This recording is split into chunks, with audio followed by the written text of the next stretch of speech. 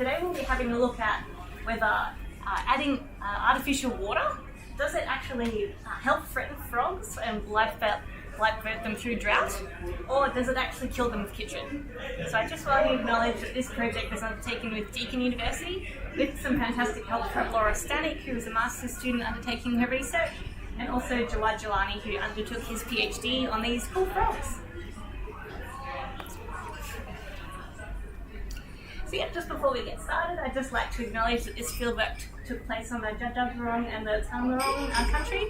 Also, apologies for my pronunciation, of course, probably not going to be correct. But yes, some beautiful country out in Castlemaine, Seymour and Bendigo within Victoria. So a really cool place to undertake frog research. So I probably don't have to tell this audience, but we're sort of living through a changing climate at the moment. And just at a really, really, really basic level, our climate change projections include general decreases in rainfall, but again, this isn't necessarily true across all areas. And we've also got more frequent drought as a result of this. And not only are our droughts going to be more frequent, but they're also going to be more severe. So sort of a double whammy. And because our frogs are relying on our lovely watery places, this doesn't really spell good news for our frogs, does it? So, no surprises there. Impacts of more frequent drought on our frogs include decreased hydro periods. So the water that frogs are breeding is less available, and it's less available for shorter amounts of time. And as a result, when we've got frogs breeding in waterways and puddles and streams, tadpoles, if it's drying out, they're actually going to die because the streams and ponds are drying out. So there's tadpole mortality as a result of drought. And we've also got reduced recruitment. So we've got our poor taddies dying off really early, things are drying out, we're getting less little frogs coming into the landscape. So it has a knock-on effect to recruitment in general, so not ideal for our frogs. And just generally, the habitats themselves are drying out, so prone to desiccation. So the habitats are desiccating and the frogs are desiccating it. So sort of frogs are taking an onslaught from all directions as a result of drought, unfortunately. So I'd just like to introduce you to one of our cool study species, Pseudophryne bibronii, or Bibron's toadlet, though they're not technically a toad, we won't get into that, but a small round brown frog that are really quite cute. And so they're a ground-dwelling species, and they're actually terrestrial breeding. So you can see from the photo just over here, that's actually a frog. Laser pointer, So yeah, we've got one of our male frogs sitting in a terrestrial nest. So these guys don't actually breed in a stream or a pond, they'll just breed in a sort of a wet environment, and the males will attend the eggs, or they'll stay close by to the nest and have the eggs develop with tadpoles hatching out and being flushed through with rain. So quite a cool species and quite a unique breeding style, which is quite cool for these guys. They've got quite a wide distribution across Australia, but in Victoria they're considered endangered, so endangered under our Flora and Fauna Guarantee Act. So because they're terrestrial breeding and they're not tied to water bodies, so water that's persisting in the landscape for a long time, they're really susceptible to drought. So if we've got our landscape drying out, the eggs are drying out and the frogs are drying out. So it's not a great combination for a terrestrial breeding frog like these little dudes. And you can probably see them on Matt's poster too. They're pretty small, but pretty round as well. So we've got a potential solution to help combat both drought and helping these guys improve their recruitment.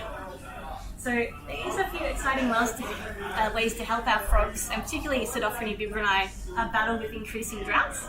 And two of the ways include artificial refuge provision. So this is as simple as chucking roof tiles out into the landscape. I don't know what it is about roof tiles, but anything is like, yay, roof tile, I'm going to sit under that. Woohoo! It just, I don't know, frogs, snakes, invertebrates, just everything loves roof tiles. So I think it's kind of like the save all. So someone needs to do a study on that. But we're also pairing this with artificial watering. So this is, environmental watering. So this is applying extra or additional watering to a system. And in this particular project, this is done on a really small scale. So just using hosing to connect to a big water tank, as shown at the top. It worked. Sorry. Interference from my slide. So there's irrigation connected to the water tank and connected to a little dripping system. So beneath the different roof tiles, we've got the dripping system. So the roof tiles are having additional water added to them. So in this small-scale environmental watering, we thought this could potentially increase recruitment by keeping the breeding sites wet for a bit longer, and particularly throughout drought conditions. Okay. However, although providing additional water will be really helpful for our frogs, there's also implications and complications when we're adding water to a site. So, as you can see from the photo up the top, they're a little bit hard to see, but the little sort of purpley coloured dudes, it comes out a bit strange in the photo, but they're all Bibron's toadlets. Our record is 16 under one roof tile. I think that's 14 of them there, so they're really loving the roof tiles, and when there's additional water added, it's like a little cute haven for frogs, and they really seem to froth it. So the frogs are congregating under the artificial refuges, and the moisture might actually attract them to the artificial refuges and the roof tiles. However, because, like you can see, the frogs are clustering together, and usually they'd just be mostly more isolated, or they wouldn't come into contact with as many other frogs within the landscape usually, but because they're clustering under these refuges, there's actually potential for increased chytrid fungus transmission in these sites. So chytrid, I'll do a quick spiel. I probably don't have to tell you guys about it, but it's a particularly pathogenic fungus or fungal pathogen that is introduced pretty much all around the world, and it infects the skin of frogs and can infect them to such a point they'll actually die as a result of the infection. And it's spread from frog to frog, so frog to frog skin can contact, and it really likes wet, moist conditions. And so we've got a wet, moist condition refuge full of frogs that will spread it from frog to frog. So we're lifeboating them through drought, but potentially increasing chytrid transmission. This is one of the things we wanted to have a look at and see, is chytrid being transmitted more frequently within our artificial refuge sites?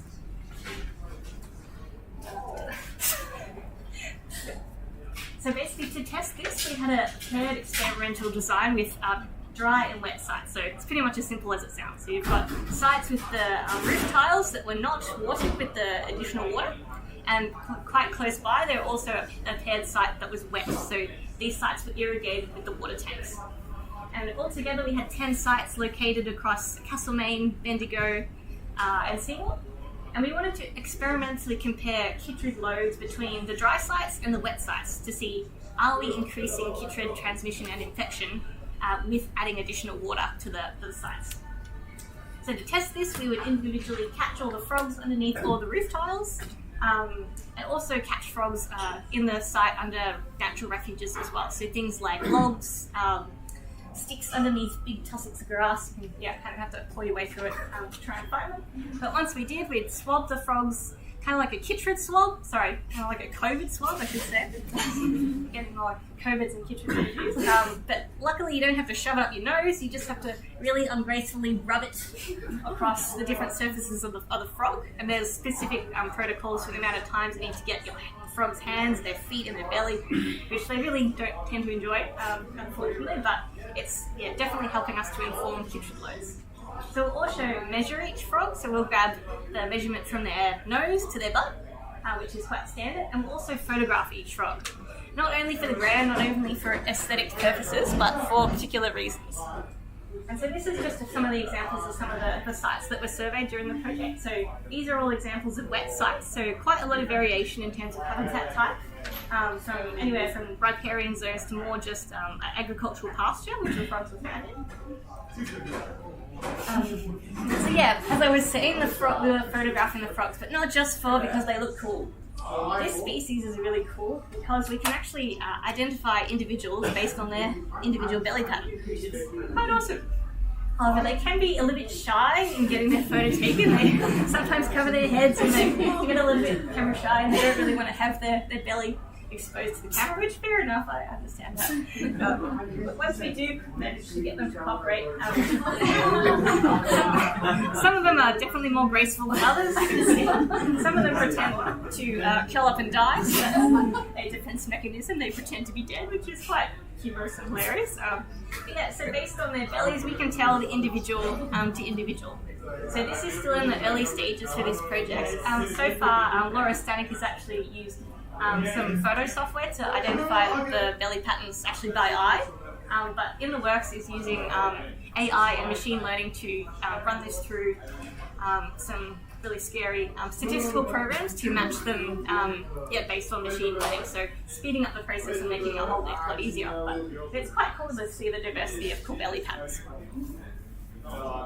So just noting that, this project is still ongoing at the moment at Deakin University, but we've got some initial results so far, and as you probably already guessed from some of the photos, the frogs are using the artificial refuges. Yay! So that's good news for the frogs, being able to use the refuges, particularly during the drought conditions. And as we noted before, there is actually quite a lot of breeding happening underneath the roof tiles. So there's often quite a few nests and clutches of eggs that we'll see underneath the roof tiles, with quite a few different males attending the egg clutches. So quite cool to see. However, what was the influence of chytrid? So in terms of our initial results, it does actually indicate that frogs at our irrigated sites, so the sites where water was added to them, were more likely to have chytrid. So we've just got a really simple bar graph here, and just showing that in our dry sites, the proportion of frogs with chytrid was much lower compared to our wet sites. So if you're a frog in a wet site that was irrigated, you're more likely, or you had a greater probability of having chytrid. So you had a higher probability of being positive for chytrid, so indicating that you likely had the disease. And so just drawing, again, initial results to keep in mind, but this is indicating that initially, or so far, the irrigated sites are more likely to lead to chytrid infection. So initially not a great way to potentially lifeboat the frogs from drought if they're getting exposed to chytrid. So environmental watering may actually increase the likelihood of chytrid infection. So not ideal initially. However, we did get some pretty cool results in terms of frogs that were recaptured again. So frogs infected with chytrid had a lower probability of being recaptured. So this is actually really interesting, particularly for this study, because there hasn't been a whole lot of work done on whether Bibron's toadlet, or Pseudophryne bibronii, are actually susceptible to chytrid. And throughout the species around the world, there's a whole lot of different variations in how susceptible different species are. And so it's good to know that if we're getting less recaptures of frogs, it actually indicates that they are dying as a result of the disease. So they are susceptible to infection, and they are dying as a result of infection with chytrid fungus.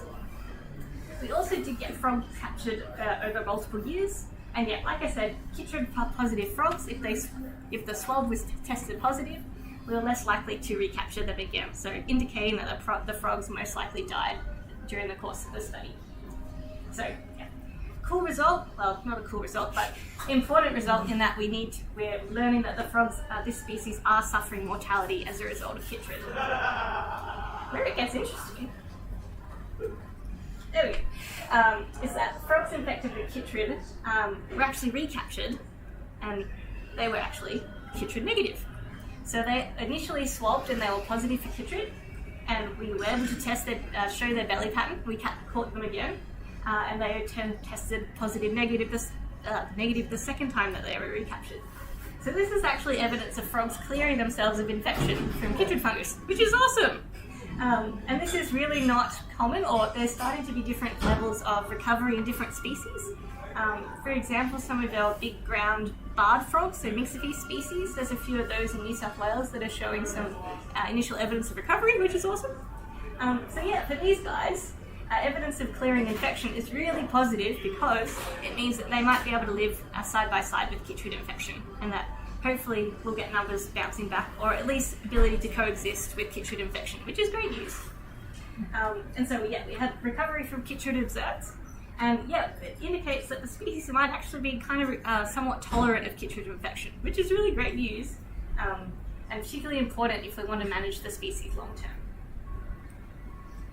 And this is also really interesting because we've got quite a few susceptible species in the Pseudophryne group. So I'm sure lots of people know who this guy is, our lovely striped gentleman over here. One of our corroboree frogs.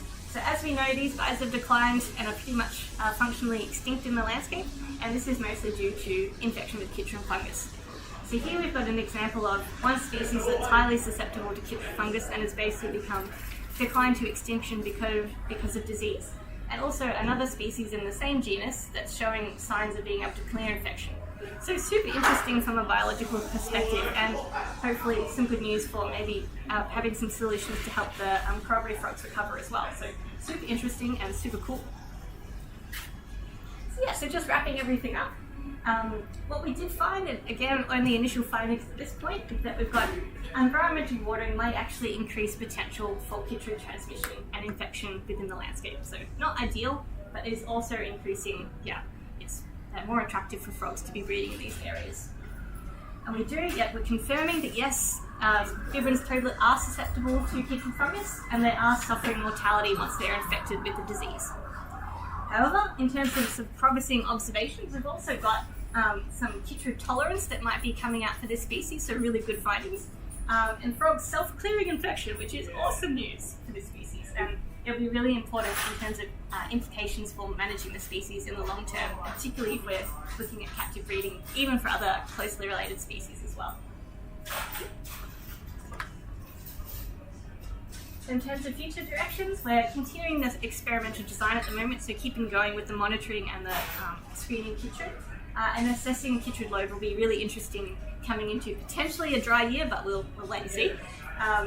And we'll continue to examine the role of environmental watering, and it'll be really important because we've had quite a suite of wet years, but with drier conditions it'll be important to see whether chytrid infection will actually go up because of the environmental watering that we're adding to sites. And we'll continue to monitor recruitment through time. So yeah, thank you very much for listening.